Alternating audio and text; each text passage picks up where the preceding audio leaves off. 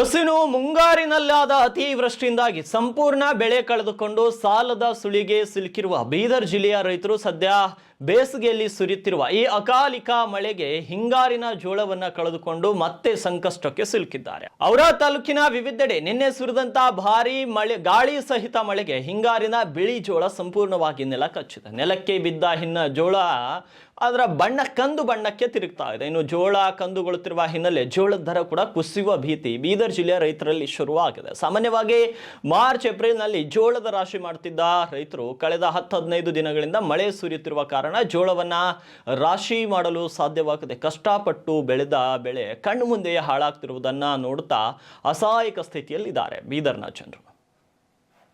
ಬೀದರ್ ಜಿಲ್ಲೆಯಲ್ಲಿ ಕಳೆದ 10-12 ದಿನಗಳಿಂದ ಸುರಿಯುತ್ತಿರುವ ಈ ಅಕಾಲಿಕ ಮಳೆಗೆ ಜಿಲ್ಲೆಯ ರೈತಾಪಿ ವರ್ಗ ಒಂದು ರೀತಿ ತತ್ತರಿಸಿ ಹೋಗಿದೆ ಅಂತ ಹೇಳ್ಬೋದು.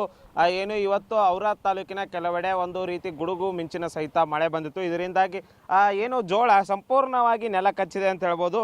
ನಾವೀಗ ಔರಾ ತಾಲೂಕಿನ ಕಂದಗೋಳ ಗ್ರಾಮದ ಬಳಿ ಇದ್ದೇವೆ. ಈ ಗ್ರಾಮದಲ್ಲಿ ಏನು ರೈತರು ಕಷ್ಟಪಟ್ಟು 4-5 ತಿಂಗಳು ಜೋಳ ಬೆಳೆದಿದ್ರು.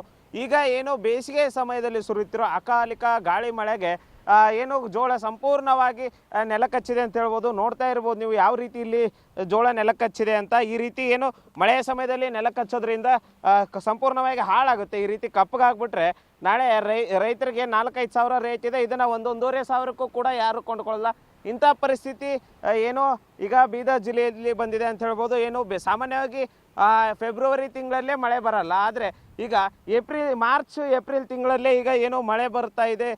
ಇದರಿಂದಾಗಿ ರೈತಾಪಿ ವರ್ಗ ಒಂದು ರೀತಿ ಸಾಕಷ್ಟು ಸಂಕಷ್ಟಕ್ಕೆ ಸಿಲುಕಿದೆ ಅಂತ ಹೇಳ್ಬೋದು. ನೋಡ್ತಾ ಇರ್ಬೋದು ನೀವೀಗ ರೈತರು ಏನು ಹೊಲದಲ್ಲಿ ಜೋಳ ಹಾಕಿದ್ರು, ಇನ್ನೇನು ಸ್ವಲ್ಪ ದಿವಸದಲ್ಲಿ ತೆಗಿತೀವಿ, ಪೀಕ್ ತೆಗಿತೀವಿ, ಇದರಿಂದ ಏನೋ ನಾಳೆ ದುಡ್ಡು ಬಂದಿದ್ರಲ್ಲಿ ಮಕ್ಕಳ ಮದುವೆ ಮಾಡ್ತೀವಿ, ಮಕ್ಕಳ ಎಜುಕೇಷನ್ ಮಾಡ್ತೀವಿ ಅಂತೇಳಿ ಒಂದು ಕನಸನ್ನು ಕಟ್ಟಿಕೊಂಡಿರ್ತಾರೆ. ಆದರೆ ಈಗ ಈ ಜೋಳ ಸಂಪೂರ್ಣವಾಗಿ ನೆಲ ಕಚ್ಚಿದ ಹಿನ್ನೆಲೆ ರೈತರ ಏನು ಆಸೆಗಳು ಆಕಾಂಕ್ಷೆಗಳೆಲ್ಲ ಮಣ್ಣು ಪಾಲಾಗಿದೆ ಅಂತ ಹೇಳ್ಬೋದು. ನೋಡ್ತಾ ಇರ್ಬೋದು ನೀವೀಗ ಪಾಪ ರೈತರು ಕಷ್ಟಪಟ್ಟು ಬೆಳೆಸಿರೋದಕ್ಕೆ ಬರೀ ಏನು ಗಾಳಿ ಮಳೆಗೇನೆ ಬಿದ್ದೋಗಿದೆ. ಸಂಪೂರ್ಣವಾಗಿ ಅದು ನೆಲ ಕಚ್ಚಿರೋದ್ರಿಂದ ಸಾಕಷ್ಟು ತೊಂದರೆಯಲ್ಲಿ ಜಿಲ್ಲೆಯ ರೈತರು ಇದ್ದಾರೆ ಅಂತ ಹೇಳ್ಬೋದು. ಕೇವಲ ಇದು ಒಂದೇ ಅಂತಲ್ಲ, ಕಲ್ಲಂಗಡಿ ಬೆಳೆಗೂ ಕೂಡ ತೊಂದರೆ ಆಗ್ತಿದೆ. ಏನು ಮೊನ್ನೆ ಸುರಿದ ಆಲಿಕಲ್ಲು ಮಳೆಗೆ ಕಲ್ಲಂಗಡಿ ಬೆಳೆ ಸಂಪೂರ್ಣವಾಗಿ ಹಾಳಾಗಿತ್ತು. ಏನು ಸಜ್ಜಿ ಜೋಳ ಎಲ್ಲವೂ ಕೂಡ ಏನು ಕೆಲವೊಂದಿಷ್ಟು ಜನ ರಾಶಿ ಮಾಡಿಟ್ಟಿದ್ರು, ಅವರು ಕೂಡ ತೊಂದರೆಯಲ್ಲಿದ್ದಾರೆ. ಒಟ್ಟಾರೆಯಾಗಿ ಈಗ ಸದ್ಯ ಸುರಿಯುತ್ತಿರುವ ಈ ಅಕಾಲಿಕ ಮಳೆ ಜಿಲ್ಲೆಯ ರೈತಾಪಿ ವರ್ಗಕ್ಕೆ ಒಂದು ರೀತಿ ಸಂಕಷ್ಟ ಒದಗಿಕೊಟ್ಟಿದೆ ಅಂತ ಹೇಳ್ಬೋದು.